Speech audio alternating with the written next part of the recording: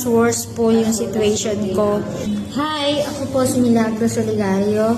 Ako po ay dating OFW, 17 years back. Na-broke po ako dahil kasakit po ako doon ng diabetes and TB. Umuwi po ako ng Pilipinas. Namasukan po ako as katulong po. Naging mas worse po yung situation ko.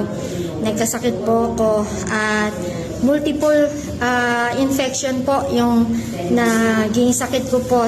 Nag-isip na po ako na magagawa na po ako ng video para pamamaalam po sa lahat po ng aking pamilya, sa lahat po ng aking mga kaibigan. Meron po nagpakilala sa akin itong M4 product, ang Alkaline C.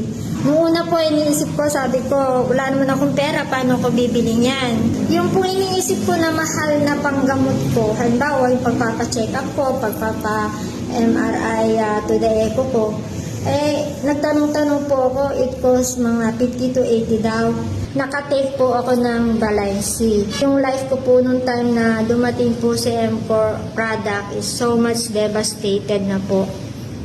I almost wanted na po talagang give up.